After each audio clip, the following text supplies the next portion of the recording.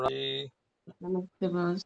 नमस्ते सबको, बहुत बहुत राम राम, सबको नमस्ते। कैसे हैं सब लोग? बहुत बढ़िया है जी। बढ़िया, बहुत बढ़िया।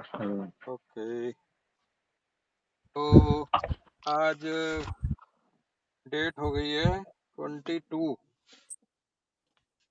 है जी, जी और जीएनएम पढ़ेंगे। चैप्टर हमारा चल रहा है peritoneum, naval and greater omentum, page number 208 पे हमारा टॉपिक है। हेडिंग है एसबीएस, तो हमारा चल रहा है एसबीएस ऑफ द पेरिटोनियम, और इसका second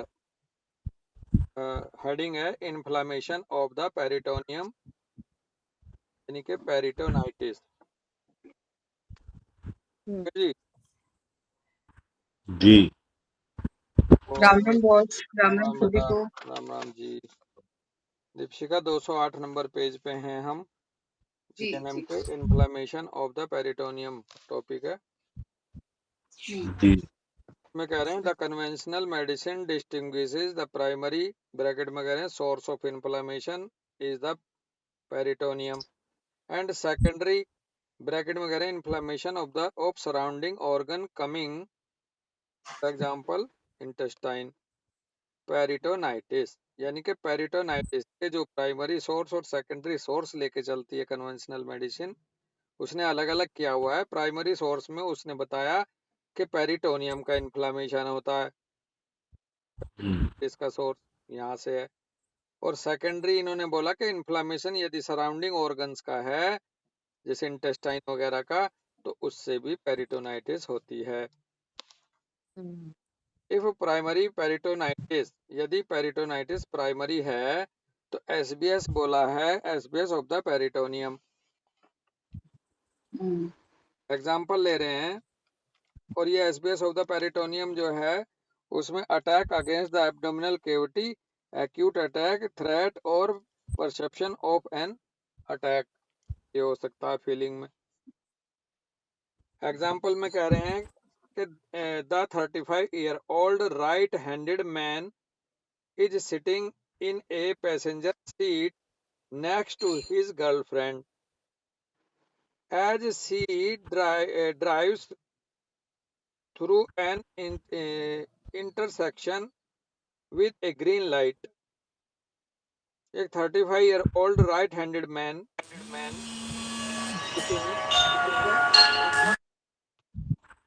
is sitting in the passenger seat, passenger seat पे बैठा था अपनी गर्लफ्रेंड के साथ, जो कि ड्राइव कर रही थी, और उसने गाड़ी चला दी, ड्राइव करा, drive through an intersection with A green light, यानी कि ग्रीन लाइट शायद नहीं थी, तब चला दी गाड़ी है।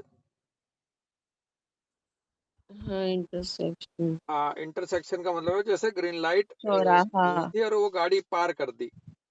एट दिस हाँ, moment A vehicle coming from the right crashes into the passenger side of the small car.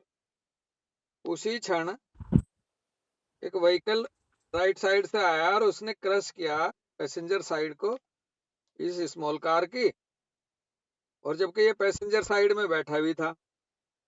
The patient feels an impact from the side against his abdomen. Patient ने एक इम्पैक्ट फील किया अपने पेट के आगे, impact from the right side से अपने abdomen पर। The side air bag opens is equal to attack conflict against the abdomen. Side air bag खुल भी गया, लेकिन अटैक कॉन्फ्लिक्ट इसको चला गया, इसके परसेप्शन ले लिया इसने against the abdomen. He is brought to the hospital in an ambulance. उसको हॉस्पिटल आया गया एम्बुलेंस में। 24 hours after the accident he comes down with a strong pain. 24 घंटे बाद एक्सीडेंट के वो एक स्ट्रॉन्ग पेन उसको हुआ। His abdomen is very hard and very sensitive to pressure. उसका एब्डोमेन बहुत ज्यादा उधर से हार्ड हो गया और बहुत ही सेंसिटिव टू प्रेशर हो गया, इज इक्वल टू पेरिटोनाइटिस। 24 घंटे बाद उसको ये peritonitis I,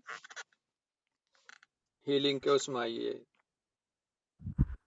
48 hours after the accident, bracket में कह रहे हैं the second day in the hospital, the abdomen of the athletic patient swells up to a big hard ball, to a big hard ball।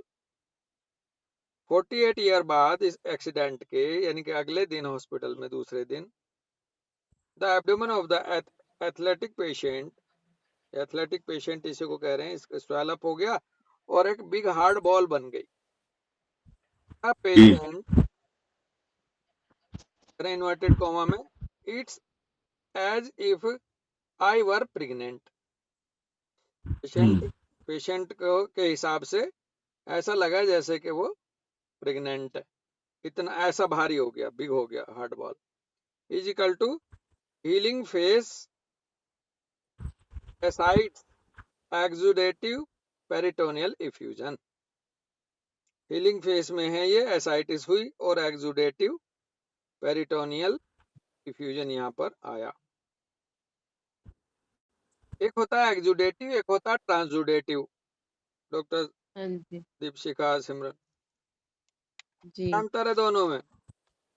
एक में protein होता है, एक में प्रोटीन नहीं होता है। एक्सुडेट में प्रोटीन रहता है, ट्रांसुडेट में नहीं रहता, बस ऐसे ही होता है ना।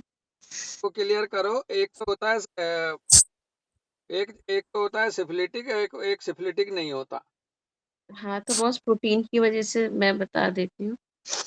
एक्सुडेट में बॉस हाई प्रोटीन होता है, और ट्रांसुडेट में जो होता है वो प्रोटीन का इंटेंट क्वांटिटी कम होती है। तो बेसिकली एक्सुडेशन में प्रोटीन इन्वॉल्व ज्यादा होता है, जो कि सिफिलिटिक हो गया। हाँ और ट्रांसुडेट में प्रोटीन नहीं होता या ना के बराबर होता है, तो ये कम बिल्कुल है, वो सिफिलिटिक है। साइकोटिक है। बस यही है, बस यही होगा।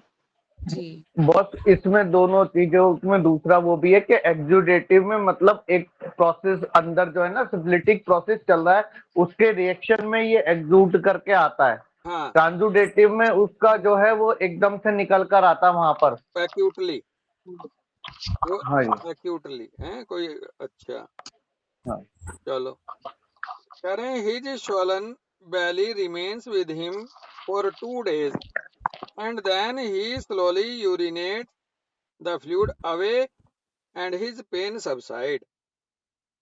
तो वो जो स्वलन बैली है वो 2 दिन तक रही उसके साथ ऐसे ही, और धीरे धीरे जब उसने यूरिनेशन हुआ, यूरिनेट हुआ, वो फ्लूइड उस तरह दूर हुआ और पेन भी सबसाइड हो गया। फेस कह रहे हैं यहाँ पर हीलिंग फेस में रिप्रेजेंटेशन हुआ प्रॉब्लम का एक तरह से। Healing face, inflammation of the peritoneum, tumour degradation via bacteria, fever, night sweat, ये मिलेंगे हीलिंग फेस में अगर ट्यूमर वगैरह बन गया, अगर क्रॉनिक है तो। यहाँ the acute peritonitis has a serious set of symptoms. Acute peritonitis जो है वो सीरियस सिम्टम्स के साथ सेटअप होएगी, यानी कि एक्यूट एब्डोमन जिसको हम बोलते हैं, एक्यूट एब्डोमन पर एब्डोमिनल पेन होगा, हार्ड एज ए बोर्ड होगा पेरिटोनियम का, acute pain in the healing crisis मिलेगा। थेरेपी में कह रहे हैं the conflict is resolved accompany the healing process, slight inflammation, वो कह रहे हैं कोल्ड, अगर स्लाइट इन्फ्लेमेशन है तो कोल्ड ब्राइन और कर्ड चीज कंप्रेस करो, एंजाइम प्रिपरेशंस देनी है, सुजलर साल्ट देना है। नंबर 3, लिम्फ ड्रेनेज मसाज कर सकते हो इफ सीवियर है। अगर सीवियर है इन्फ्लेमेशन तो जनरलाइज्ड पेरिटोनाइटिस मिलेगी। Conventional medicine does the following, यहाँ पर कन्वेंशनल मेडिसिन क्या करती है? Surgical removal of inflamed tissue and pus, they then rinse the abdominal cavity peritoneal, फिर उसकी वो धुलाई कर देते हैं, सफाई कर देते हैं। Subsequently, the patient needs intensive care ventilation भी चाहिए, एंटीबायोटिक भी चाहिए, पेन किलर भी चाहिए यहाँ, अगर ऐसी बात है तो, अगर उसको रिंस करना पड़ गया तो। Whether these drastic measures are actually necessary, I do not know. यानी कि ड्रास्टिक मेजर्स जो है वास्तव में इनकी आवश्यकता होती है या नहीं होती है, तो राइटर कह रहा भाई मैं ये नहीं जानता कि क्या वाकई इनकी भी जरूरत पड़ती है क्या। डिसाइड इन इंडिविजुअल केसेस, ये इंडिविजुअल केसेस के मामले में डिसाइड होगा कि ऐसे चीजों की जरूरत पड़ती है। भाई मेरे तो समझ से परे है राइटर। हम्म तो इसमें रूब्रिक कौन देखो सा आएंगे? बस इसमें तो डायरेक्ट रूब्रिक आएंगे ना कि क्या कहते हैं, एलिमेंट इंजरीज जो है, इंजरी के वाले, ट्रॉमेटिक वाली। अगर डायरेक्ट ट्रॉमा हुआ है जैसे इसमें ये बता रहे हैं, तो उसमें हमारी ट्रॉमा की जो मेडिसिन है मतलब बैली या पेरिटोनियम के लिए या विसरल ऑर्गन के लिए बैलिस सर कहते पी, थे आर्निका है बैलिस्टी, एक्यूट में। हाँ रूटा और आर्निका। देखो दो तीन, अच्छा इसमें एक वर्ड आया बहुत बढ़िया, board like swelling, hard as board. इसमें क्योंकि यहाँ पर पेरिटोनियम में इन्फ्लामेशन हो गया, इस वजह से आई है, तो बाकी मेडिसिन आ जाती है। अदरवाइज बड़े सर ने कहा हार्ड बोर्ड की तरह हो जाए स्वेलिंग, तो think of tarantula, cubensis, tarantula cubensis, tarantula cubensis. हाँ मतलब बस जो एक बार हार्ड फिर बोर्ड से वाली मेडिसिन बोलिएगा, हैं, बिल्कुल बिल्कुल, हाँ, हार्ड बोर्ड एक लाइक बार फिर से जिनमें बोलिएगा। बनता है। हाँ, अगर कहीं भी ऐसी हार्डनेस आ जाए, hardness as a board, fine board लिखा हुआ हो कि इस तरह की सख्ती आ जाए किसी भी उसमें, तो वहां हाँ, पर थिंक ऑफ टेरेंटुला क्यूबेंसिस। हाँ अच्छा, ठीक इसमें यहाँ ना एक पॉइंट डिस्कस हो सकता है। एक बार डॉक्टर क्षितिज ने एक्सीडेंट को हाँ जी, तीन जगह डिवाइड कर दिया था। हाँ, कोई अगर एक्सीडेंटल केस आ रहा है तो आपके पास तीन कंडीशन बनती है यदि वो तुरंत आ रहा है। हाँ अगर जी, वो तुरंत आ रहा है तो आप उसको एक्यूट के पैटर्न पे लेके चलेंगे, वहां आर्निका हो गई, बैलिस्पी हो बिल्कुल, गई, कोई भी एक्यूट। हम्म, और यदि वो सेटलमेंट के बाद आ रहा है, इन्फ्लेमेशन सेटलमेंट के बाद आ रहा है, मान लो वहां इफ्यूजन हो गया, वहां स्वेलिंग हो गई, तो वहां सेकंड अप्रोच ली थी अमित, है ना। हाँ जी, और यदि वो, माउस की फिर कॉन्स्टिट्यूशन जाएगी। हाँ अगर वो इंजरी के होने के बाद उसके कंसिक्वेंसेस बचते हैं तो उसको तीसरे पैटर्न पे ठीक करना होगा, हाँ है जी, ना। कई बार हाँ जी, इस तरह से इनको हैंडल करना होता है ये एक्सीडेंटल केसेस को। तो अगर हाँ वो जी, एक्सीडेंटल केसेस है तत्काल प्रभाव से आ रहा तो वहां बिल्कुल सीधे सीधे काम करती हैं ये, आर्निका हो गई, बैलिस्पी हो गई, या जो भी एक्यूट में आ रही है उसकी दवाई। वहां ये ना सोचे कि साहब हाँ जी, डॉक्टर साहब ने ऐसे क्यों दी, यहाँ इसकी केस टेकिंग क्यों नहीं ली, इसकी एंटीसोरिक क्यों नहीं दी।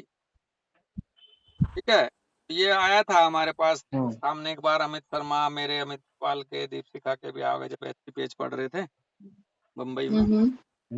हाँ जी, हाँ, तो नेक्स्ट हेडिंग है भाई एसाइट्स, एसाइटिस, ब्रैकेट में करें exudative ascites, ascites.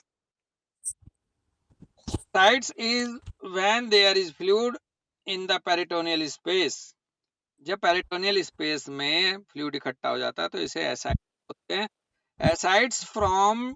Ascites form during inflammation, bracket में करें healing phase of any abdominal organ, even the bones, in conjugation in conjunction with syndrome.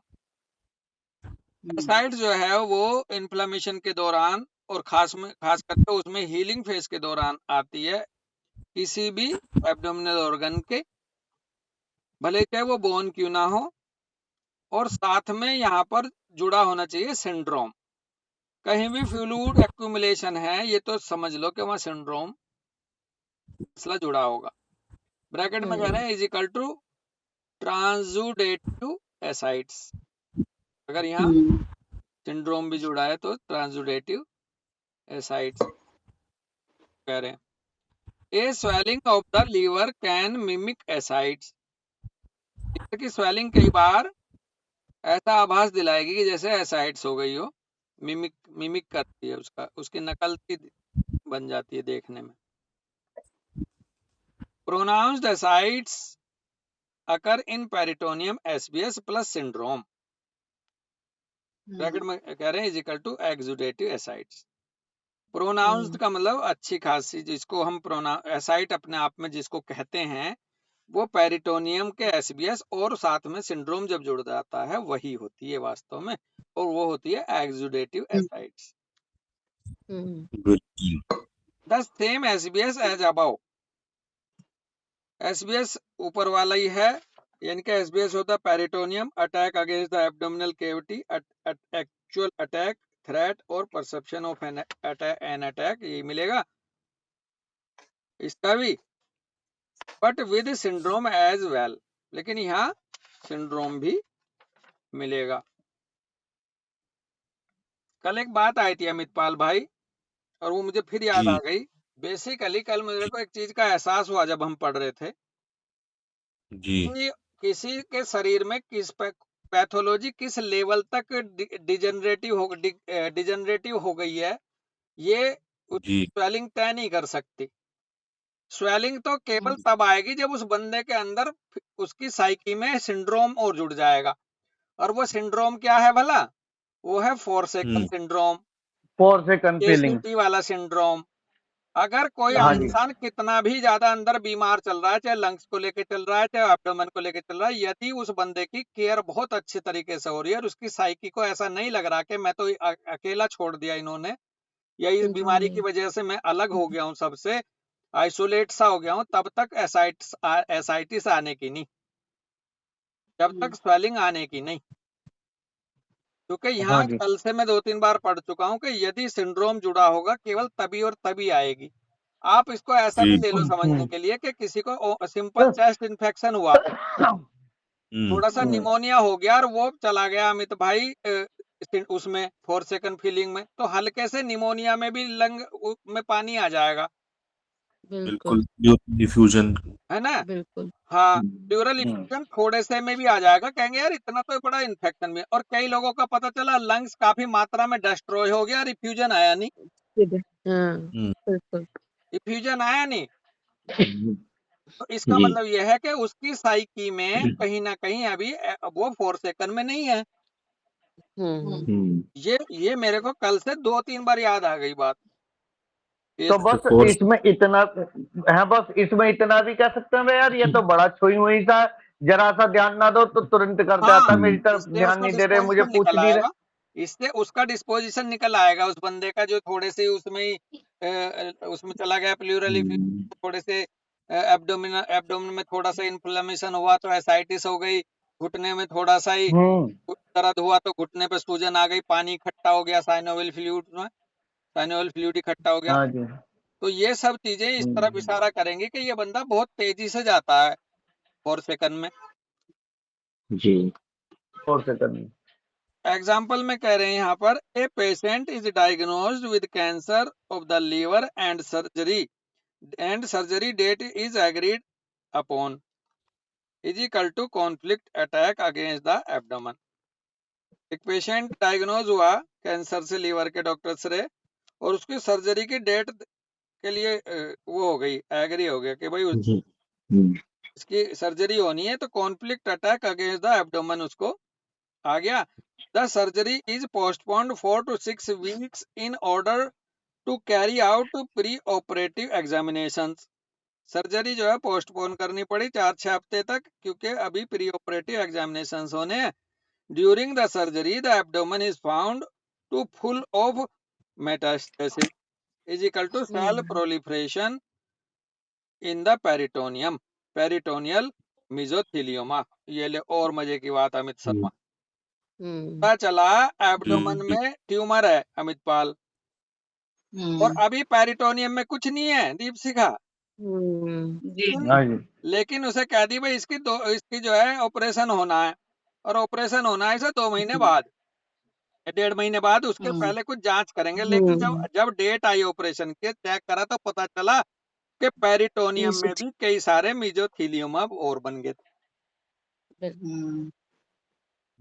ठीक है साहब, वो क्यों बन गए? उस कॉन्फ्लिक्ट अटैक के अगेंस्ट। अमित शर्मा वो बात याद कर मलिक सर के यहाँ एक पेशेंट आती थी, वो अक्सर बोलती थी कि मेरे पेट में गांठ है, मेरे पेट में हाँ जी। रसौली है। तो हालांकि वो अटैक से रिलेटेड नहीं है, लेकिन जैसे जैसे वो 4-6 महीने, उसके कई सारे अल्ट्रासाउंड उसने करा लिए थे, तो आखिर के अल्ट्रासाउंड में वाकई वो गांठ प्रेसिपिटेट होकर आई थी। हाँ जी। लेकिन ये तो बहुत ही गजब की बात है कि पेरिटोनियल मेसोथेलियोमा बन गए 2 महीने के अंदर ही, उसको 1.5-2 महीने में। नेक्स्ट आपने एग्जांपल। कह दिया ऑपरेशन होगा, उनने अटैक के लिए अगेंस्ट अपने आप को तैयार कर लिया कि हाँ, अब मैं, तुम मुझे ऐसे करोगे, लो मैं ऐसे बना देता हूँ पहले। पहले से पहले ही वो अपने आप को बस मजबूत एक कर ले। एक हाँ, एक मन में क्वेश्चन आ रहा है जी। कि अगर जैसे ये पोस्ट प्री ऑपरेटिव जो टेस्ट वगैरह थे उनमें 2 महीना नहीं लगता, और ये होता कि जैसे मान लो कल परसों में करना ऑपरेशन, तब क्या ये सिचुएशन कुछ और किस फॉर्म में आती? तब एक बार क्योंकि तो अटैक नहीं कौन से आती उस बेटा, समय। और आती तो फिर पता हाँ। ये चलता कि ट्यूमर तो निकल गया, लेकिन अगली बार जो हाँ। अल्ट्रासाउंड चेक ला कराया कि साहब वो हाँ, ट्यूमर तो नहीं है, लेकिन अब पेरिटोनियम में बन गया। हम्म, बाद में आ जाता अगले वाले अल्ट्रासाउंड में, जो फॉलो अप में इसका देखते प्रोग्नोसिस इसकी।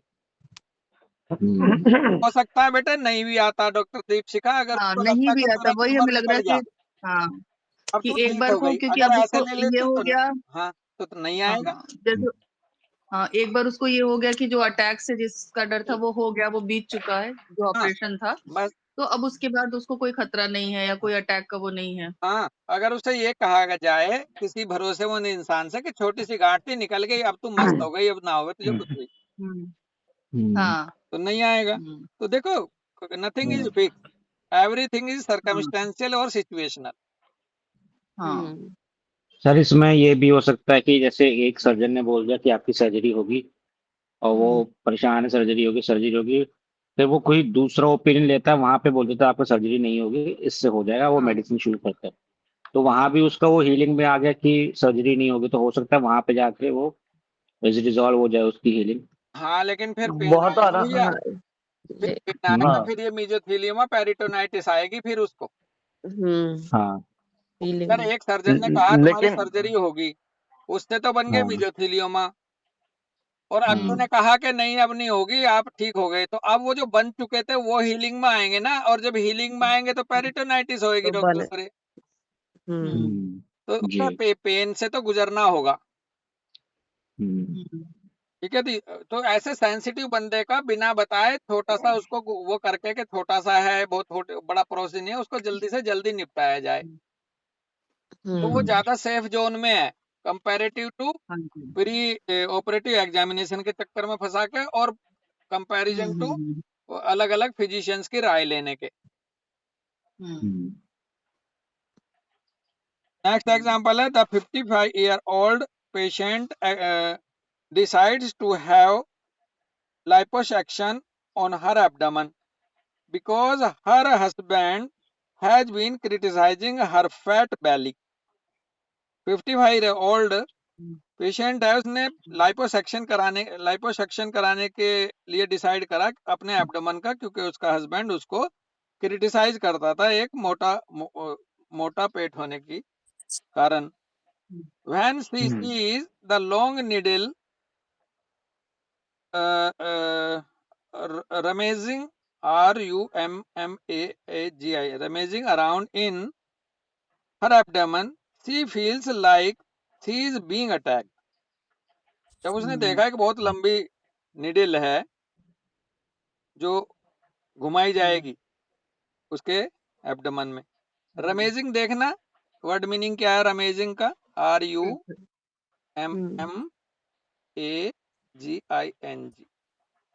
नया वर्ड है। बस इसका मतलब है कुछ ढूंढते हुए ढूंढ, चीजें इधर उधर फैलाना। ओके, हाँ, मतलब वो डाल के निडिल घुमाने जैसा भाव आ रहा बेसिकली हाँ, इमेजिंग स्प्लिट एक्सप्लोर हो करना। गई। हाँ, उसको एक्सप्लोर करना, इसका मतलब वो अंदर जैसे ढूंढना किसी चीज को। है। हाँ, और ढूंढने ये के लिए पता है तो वो भी, घुमानी पड़ेगी, हैं भैया। ये मुझे ऐसा लग रहा है जैसे वो देखा भी, अब छोटे से बच्चे सुई को देख के एकदम डर जाते हैं, जो अटैक सा लगता है उनको। हाँ हाँ हाँ हाँ हाँ। हाँ, लेकिन इसमें ना जो लाइपोसक्शन में अभी ये जो भाव है दीपशिखा का कि ढूंढते हुए घुमाना, तो उसमें फैट को निकालने के लिए बस उसको इधर उधर वो जो क्या करते हैं वो पैट को ऐसे ही करते हैं, शायद वो पैट को उसको इधर उधर घुमाते ही हैं, फिर उसके बाद वॉश आउट करके निकालते हैं। उसकी पैट को बैली से और बाकी जगह से तो तोड़ते हुए से करते हैं ना वो। हाँ हाँ हाँ, स्क्रैप आउट उसके बाद उसको, हाँ उसके बाद उसको वो खींचते हैं, जैसे स्क्रैपिंग सी करेंगे अंदर, है ना। हाँ जी हाँ जी हाँ। ओके, तो she feel like she is being attacked. Mesotheliomas develop on the 4 spots where the needle was inserted. अब ये लोकलाइज था, जो कल बता रहे थे ना, वो जनरलाइज भी हो सकता है और लोकलाइज भी हो सकता है। तो मेसोथेलियोमा डेवलप हो गए 4 स्पॉट पे जहां निडल इंसर्ट की थी। इसको कहते हैं कि गए थे क्या, नमाज छुड़ाने, रमजान लेके गए, वापस आ गए, रमजान गले पड़ गए। फेस है यहाँ पर healing face. A reduction of the mesothelioma goes hand in hand with the production of fluid. Healing phase में जैसे जैसे ये मेसोथेलियोमा डिसोल्व होंगे, घटेंगे, तो साथ के साथ वहां फ्लूइड आएगा। This prevents adhesion since everything is swimming in ascites. ये एडहेशन को रोकेगा क्योंकि हर एक चीज जो है एसाइड्स में वो स्विमिंग करेगी। This situation goes to enlarge abdomen with weight gain, severe ascites by syndrome. और इसकी वजह से फिर एनलार्ज एब्डोमेन हो जाएगा, वेट गेन होगा और सीवियर एसाइड्स हो जाएगी सिंड्रोम के कारण। थेरेपी में कह रहे हैं the attack conflict resolve accompany the healing. Resolve any fugitive conflict, यानी कि केसीटी वाला है तो सबसे पहले उसे दूर करो भाई, साथ साथ के तेरे सब कुछ, हर कोई तेरे लिए है यहाँ। दो बात नजर आ रही है, जिनको बहुत जल्दी स्वेलिंग आ जा रही है, बहुत जल्दी पानी बढ़ जा रहा है, वो 4 सेकंड फीलिंग में है हाँ, आपके क्लिनिक पे ना। अगर कोई ऐसे आ रहे हैं बंदे के बहुत जल्दी सूज जाते हैं, हाँ, बहुत जल्दी सूझ आ जाती है, बहुत जल्दी ये आ जाती है।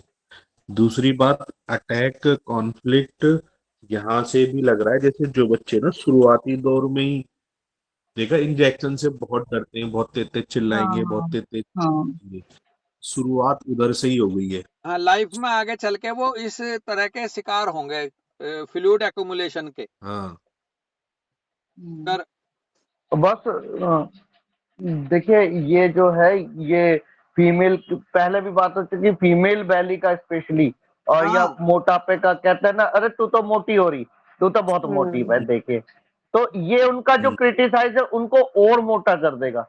और हाँ उसके साथ में उसके कंसिक्वेंस ये आएंगे कि यार तू अब पहले जैसी ऐसी नहीं रही तो कहीं ये तेरे को छोड़ना दे, तो वो उसको सिंड्रोम में लेके जाएगा। हाँ जैसे बिल्कुल। हाँ। और अमित पाल, अगली अगर फीलिंग। जैसे आप कह रहे हो ना ये बच्चे जो डरने वाले हैं, तो डरने वाले अगर एब्डोमन से रिलेट करके हम पढ़ेंगे तो अलग बात आएगी। अदरवाइज डरने वाले बच्चों को एब्डोमिनल में ही पेरिटोनियम में कुछ हो तो ये उन्हीं को होगा जिनको एब्डोमेन के लेवल पे अटैक फील हो रहा होगा। हाँ जी हाँ, ना के हर डरने वाला बच्चा एसाइटिस में जाएगा, ऐसा अभी थोड़ा सा अलग रखने को मन कर रहा है। नहीं नहीं, प्लूरल इफ्यूजन हुआ, एब्डोमिनल हुआ, ये तो आ जाएंगे यही अटैक वाले में, और कुछ और आ अटैक रही प्लस होगी तो फिर सिंड्रोम, कुछ अटैक प्लस सिंड्रोम। सिंड्रोम। अब जैसे अगली फीलिंग ले सकते हो आप, जैसे जहां पे ये आ रहा है कि भाई फैट है, अच्छी नहीं लग रहा है, दिख हाँ नहीं रहा है, हाँ तो ऐसे रूब्रिक भी ले सकते हैं। हाँ, देखो हाँ हाँ अगर फैट तू बड़ा मोटा अगली है, अच्छी नहीं लग रही, तोंदू लग रहा है, तोंदू लग रही, तो ये तो हो गया आपका एब्डोमिनल कॉन्फ्लिक्ट या पेरिटोनियम से रिलेटेड कॉन्फ्लिक्ट, एक बात। दूसरा, उस तोंदू लगना और मोटा लगने के साथ साथ यदि उसे रिजेक्शन फील हो रहा है, आइसोलेशन फील हो रहा है, फोरसेकन फील हो रहा है कि अगर तेरा पेट सही नहीं हुआ तो तेरी पूछ नहीं है तुझे, ना ये कोई पूछने का नहीं तुझे, तो फिर उससे वो सिंड्रोम तब जुड़ जाएगा आके। हम्म। हाँ जी। ये मान लो अगर हल्के मजाकिया तौर पे हम बात कहें, अगर प्लेटिना का पेट मोटा हो जाए तो क्या तू भाड़ में जाए, मेरा पेट मुझे अच्छा लगता है, तेरी औकात के, तू बढ़ा के देख ले। अमित शर्मा, हाँ जी, बस अगर इस तरह का कोई बंदा होगा यही तो नहीं आएगी ऐसा। हाँ, ये अभी मैं वही सोच रहा था ना, दो तरह के हो गए, दो तरह के मतलब एक तो मस्त मोलू वाले हो गए जो आपने कहा उन पर फर्क नहीं पड़ेगा, एक इनसिक्योरिटी वाले हो गए। भाई हमारा मोटापा बढ़ा तो कमल भैया या उनने कई बार एग्जांपल सीधे फ्रेजिलिटी लिया हुआ है कि हाँ यार तुम क्योंकि अंदर से तो नाजुक हुआ है, कमजोर हुआ। अब इसमें वेजिटेटिव लाइफ वाले जो हैं, जो वेजिटेटिव मस्त मोला खाने पीने वाले हैं, उनमें एसाइटिस या उसमें केसीटी वाले नहीं आएंगे, वो तो अपनी मस्ती की वजह से हैं। और जो है क्या कहते हैं इनसिक्योरिटी वाले, यार ये कहीं छूट ना जाए, ये कहीं बोलो, सेंसिटिव ज्यादा बोलो, हाँ इनसिक्योरिटी तो सेंसिटिव वाले, हाँ हाँ इन सेंसिटिविटी वाले हैं वो तुरंत केसीटी में जाने की उनके बहुत ज्यादा चांसेस होंगे, वो तुरंत सोचेंगे यार ये तो छोड़ देगा, मुझे ऐसे कर देगा। बिल्कुल बहुत बड़ी। बिल्कुल। तो एब्डोमेन प्लस 4 सेकंड डाल के देखना पड़ेगा, इसका मतलब है ना जी। हाँ जी, हाँ जी, हाँ, ठीक है। फिजिकल एब्डोमेन हो गया और माइंड पे 4 सेकंड हो गया। हाँ, तब मेरे आएगा पेट पे लात मार के घर से बाहर एसाइटिस निकाल दिया, को लेके। बस फिश आउट फीलिंग। अमित पाल ये हो गया कि पेट पे लात मार के घर से बाहर निकाल दिया, ऐसा लगता है। हाँ बिल्कुल दे सकते हो आप एब्डोमिनल एसाइटिस के लिए बात ये। और फिर बिल्कुल। उसको भी साथ में याद रखना कि एक पर्टिकुलर ऑर्गन से रिलेटेड भी हो सकता है। हाँ अभी हम हाँ बोल जी, रहे हाँ थे ये अपना पेरिटोनियम का भी हो सकता है और किसी ऑर्गन का भी हो सकता है अंदर, जिसकी वजह से यहाँ ये पैथोलॉजी शामिल हुई है। थेरेपी में कह रहे हैं the attack conflict is resolve accompanying the healing, resolve any fugitive conflict in केसिटी। टी में कह रहे हैं नेटल, हॉर्सटेल, गोल्डन रोड, तेज, normal drinking, little salt, bracket में कह रहे हैं whole salt, no pork, lymphatic drainage, salt water bath, enzyme preparation, healing breathing according to professor Tirala, if necessary pain medicine, मैड्स करके कुछ कह रहे हैं, पेन की, अवॉइड पेन मेडिसिन ही होंगी बस। अवॉइड पंक्चर्स इफ पॉसिबल और slowly lengthen the intervals between treatment. अगर संभव हो तो सके तो पंक्चर को रोको और नहीं तो बीच में लंबा इंटरवल जरूर दो। For chronic ascites possibly implant self operated catheter. Chronic ascites के लिए संभव हो सके तो इम्प्लांट करो सेल्फ ऑपरेटेड कैथेटर को। सेल्फ ऑपरेटेड कैथेटर क्या होते हैं? ये जो खुद ही डिजोल्व हो जाते हैं अंदर अंदर। सेल्फ या ऑपरेटेड बस खुद आप जिसको यूज खुद अपने हाथ से खुद मैनेज ही कर सको। डाल सको, निकाल सको, इस तरह का होगा। ओके हाँ जी, जी हाँ ऐसे ही होना चाहिए। अच्छा, मरीज खुद ही हैंडल कर सके जिसे। हाँ जी। For treating loss of protein due to puncture, intake of biologically valuable proteins such as eggs, curd, cheese, protein 88 करके है कुछ, possibly also albumin infusion।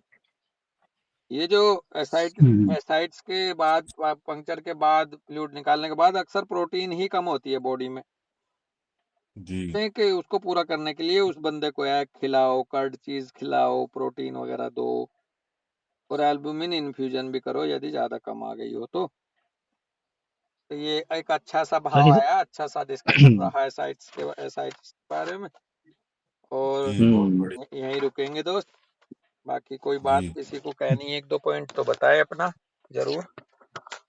Sir इसमें जैसे ये लिखा हुआ है ना कि एल्ब्यूमिन इन्फ्यूजन वगैरह प्रोटीन में देते हैं जनरली, तो उसमें ये भी होता है कि एल्ब्यूमिन इन्फ्यूजन में कई बार देखा गया है कि पेशेंट को एल्ब्यूमिन इन्फ्यूज करा है और थोड़ा सा मात्रा इधर उधर हुई और पेशेंट सीधा कार्डियक अरेस्ट में चला जाता है।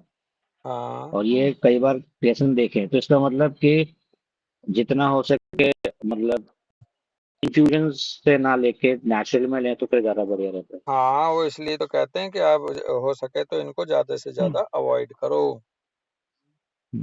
बस बात यह है कि वो इस टाइम प्रोटीन हमारी एक बात हुई ना, बॉडी ने अपना डिफेंस लिया कि प्रोटीन निकाल के मैं चाहे जिंदा बच जाऊं, और हम जबरदस्ती उसके मुंह में प्रोटीन ठूस देंगे तो फिर वो दूसरी जगह दिक्कत करेगी। बिल्कुल बिल्कुल ये बॉडी का सिम्प्लिटिक डिफेंस आ गया था ना, तो बॉडी को पता था कि भाई तू अभी इतना नहीं झेल पाएगी, तू इतनी प्रोटीन या तू इतना लोड या इस तरह की चीजें नहीं झेल पाएगी, तो थोड़ा सा हल्का करके सही हो जाओ और उसके बाद दोबारा रिगेन कर लेगी। नहीं, ये तो आप बिल्कुल सही कह रहे हो भाई। हर एक चीज बॉडी ऐसे ही डिसाइड करती है कि कौन चीज मुझे कम करके रखना है, कौन चीज मुझे बढ़ा के रखना है।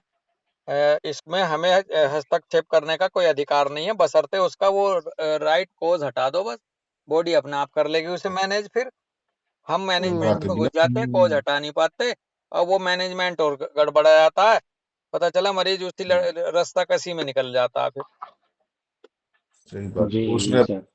के लिए ले रखा है ना भैया वो डिफेंस ना। डिफेंस के लिए ले रखा है। बहुत अच्छी बात कही अमित शर्मा ने, क्योंकि मेरा एक केस में पहले डिस्कस कर रहा था, जो मेरे एक जानकारी में आया था कि उसको वो कम था हीमोग्लोबिन, बॉडी ने हीमोग्लोबिन का रखा था किसी मकसद से, और कोज हटाया नहीं, ब्लड ट्रांसफ्यूजन कर दिया, पता चला प्लेटलेट्स बहुत ज्यादा बढ़ गई। और जब उसका 2-3 दिन उसको घर पे रखा बिना ट्रांसफ्यूजन के, तो जैसे ही हीमोग्लोबिन 1-2 पॉइंट नीचे आया तो तेजी के साथ प्लेटलेट्स बहुत कम हो गई, मतलब नॉर्मल की तरफ बढ़ गई बहुत। तो इसका मतलब ये है कि वहां पर हीमोग्लोबिन कम करने का मतलब, खून कम करने का मतलब ये था कि उसकी वेसल्स फ्रेजाइल थी, बॉडी को लग रहा था ये रप्चर हो जाएंगी, इसलिए थोड़ा सा कम कर ले।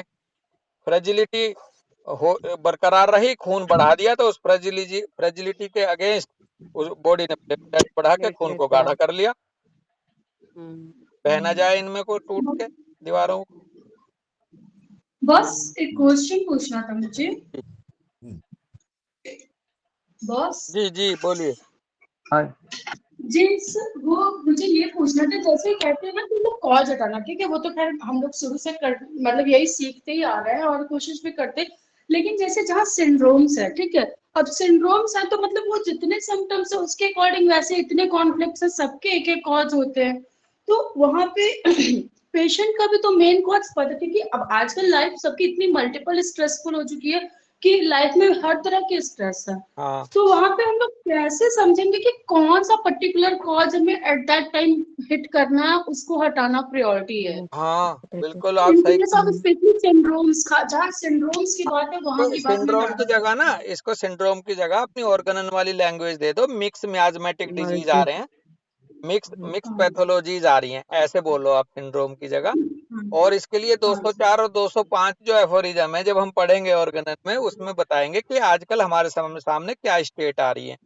सिंगल टू सिंगल केस नहीं आ रहा डॉक्टर प्रीति जी, आप बिल्कुल सही कह रहे हैं। मल्टीपल एसबीएस, मल्टीपल पैथोलॉजी के मल्टीपल परसेप्शन की एक गुत्थी बंधी हुई आ रही है, जिसकी वजह से वो सिंड्रोम का रूप दे रहे हो आप, या ये जैसे इनफैक्ट इंडियन तो यूज्ड टू हो गया अब उस अब सिचुएशन की, उसको ये पता भी नहीं चलता कि ये स्ट्रेस हाँ, उसकी तो लाइफ में। अब ना बेटा, इसमें फिर हमारी वो अप्रोच काम करेगी जो बड़े से बोलते हैं या मलिक से बोलते हैं, कि भाई जो सबसे ज्यादा लाइफ थ्रेटनिंग है पहले उसको कवर करो स्टेट में। पहले स्टेट एक एक ऐसे जाओ, more important to less important जाओ, है। और जो सबसे ज्यादा प्रिसाइज रूब्रिक है उसकी हम समझ ऐसे होनी चाहिए कि आजकल हम क्लिनिक पे भी देख रहे हैं और पढ़ते भी आ रहे हैं कि प्रेजेंट, प्रीडोमिनेंट और persistent plus life threatening, threaten for existence क्या है इस समय का। ये तो देखो भाई, ये आपको एज ए फिजिशियन खुद को ही तय करना पड़ेगा पढ़ते पढ़ते। ऐसे कोई सीधे कोई कप ऑफ टी की तरह से या हम लोगों को कोई नहीं दे सकता। कुल मिलाकर पढ़ते जाइए, और फिर ऐसे होना होगा प्रीति जी कि यहाँ पर हम प्रायोरिटी पे किसको रखें। जी और पवन बस, हाँ भैया। ये बात ऐसे भी आई प्रतीति जो अभी भैया ने बताई, भैया कमल भैया भी, वो कमल भैया का बॉस भी बात कर चुके।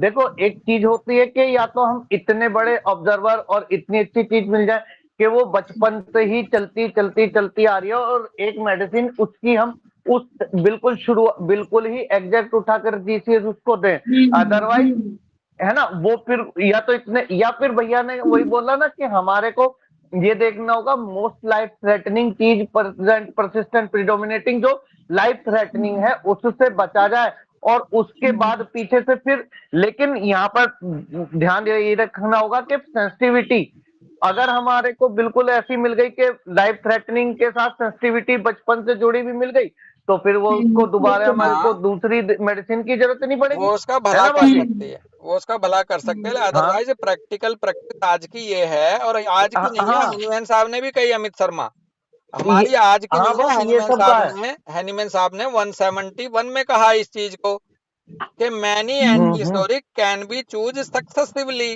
बिल्कुल हाँ। डॉक्टर हाँ जी। प्रीति जी, जी जी जी इसमें भाई, इसमें तो ये ना बेसिकली बहुत अच्छा सवाल है आपका, बहुत ही खूबसूरत क्वेश्चन है। पहले तो थैंक यू आपका। और आप ये जान लो कि यहाँ पर फिक्स होने की जरूरत नहीं है कि हम एक ही दवाई चुन के देंगे। भाई केस के साथ साथ चलना पड़ेगा, जैसे केस की डिमांड है वैसे वैसे आपको प्रैक्टिस करनी है। और जी और ये जो लेक्चर, ये जो हमारे अंदर बीच में डिस्कशन हो रहा है ना, ये बेसिकली 100% प्रैक्टिकल। हम क्लिनिक पे तो मरीज को देख नहीं रहे एक साथ खड़े होके, ये हमारा हाँ स्टडी का वो है क्लास, ये लेक्चर है। इसमें हमारे पास बहुत सारे नजरिए आएंगे। अब आपके किस पेशेंट में, किस केस में कौन सा नजरिया सेट होगा, वो ये आप ही को तय करना है, हमें ही तय करना है जब हमारे सामने मरीज होगा, है ना। जी जी चलो ठीक है, यहीं रुकते हैं फिर आज। ओके, ठीक है। सबको राम राम, जी सबका ओके धन्यवाद राम भाई, राम सबको राम नमस्ते। राम राम राम राम राम नमस्ते राम राम राम राम राम राम राम सर। राम राम। राम राम सर। राम राम।